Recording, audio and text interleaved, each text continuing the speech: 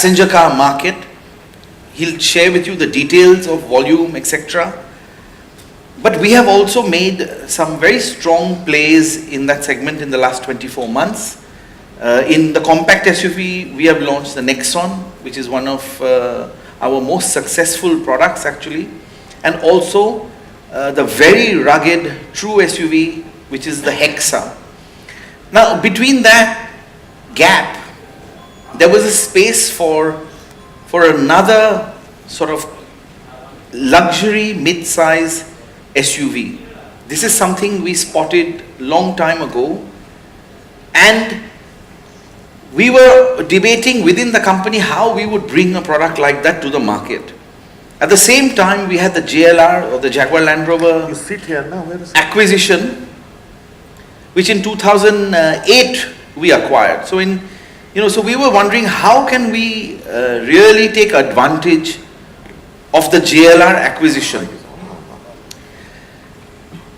So in that exploration, we found that they have a very, very incredible platform, the D8 platform, on which they already produce the Discovery Sport and previous cars as well.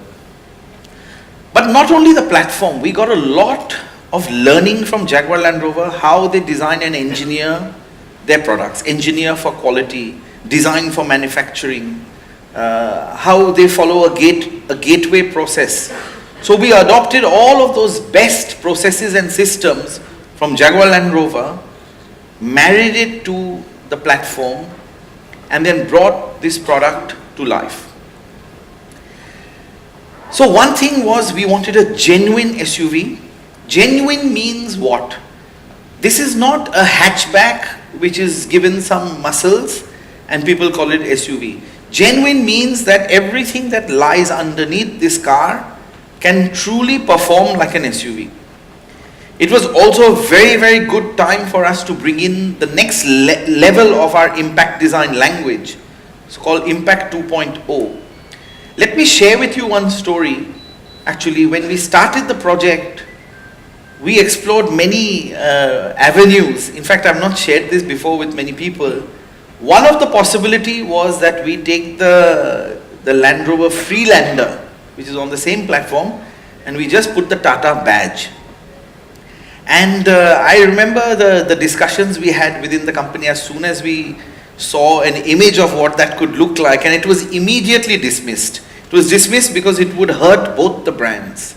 It would hurt Land Rover and it would hurt us. We had a really good opportunity to do something brand new, and so we dismissed that option and we said, no, we will do a new product with new design language. Performance. Now when you look at the SUV like this, it sets up an expectation of performance, and that is something we have matched as well.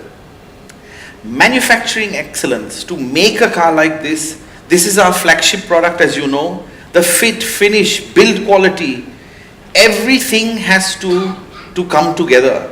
Why? Because it has to reassure the customer of its robustness. See, in India or anywhere in the world, any car, you can't actually define where it should function or where it should operate. Someone can take it to a village, someone can do a long highway drive, some people will use it in the city, and most people will do all of this.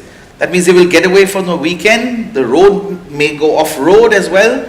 So we said the car, the build quality has to be absolutely... Presentation, I guess the information what Pratap has shared is not there in the public domain, isn't it?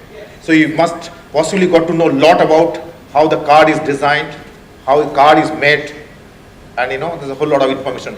So I'm sure that you must have had a lot of insightful information. So I'll take you through only two parts on the customer side of it. You all know that this car is getting launched in SUV segment. Possibly you are all interested to know how big is this particular segment. Because when we interact with the journalist, one question they ask, even in fact, like how many cars you want to sell. Am I correct? I'm sure that you also have this question too for me. But I don't think I need to answer the right way. I can tell you, what's our plan. So how big is this particular segment and why are we getting into this segment? Okay. Number two, what do you think the customer expectation would be from this car, and whether we are going to meet the customer expectation or not. Okay, these are the two things I'm going to really share in my presentation. Now, if you look at the industry, let me just share some of the data of the industry. I'm sure you all know. Industry for an yearly volume, if you look at overall all segment together, that's around 32, 33 lakhs. That's the per annum sales. That's the takes place. The figure which I've shared, it was last year, and this year also will be more or less same. A couple of percentage growth over last year. And if you also look at the distribution of this industry figures, almost 50% are from the hatches, right? So that contributes almost around 15.5 to 16 lakhs cars. Okay. The next segment is sedans. Sedan contributes almost around 6 to 7 lakhs cars. But the fastest growing segment is SUVs for the past 3 years. So SUVs contribute almost around 24% of the total industry. So total SUV plus MPV together, there is almost around 9 lakhs car gets sold every year. Now within the SUV also there are segments. I'm sure all of you know this, right? Within the SUV there are 3 clear segments. One is the entry or compact SUVs, where our Nexon is placed. WRV is there, the Honda side, or a Brezza, right? So after having launched our compact SUV, we have become clear number 2 in that particular segment. The second segment is called mid SUVs.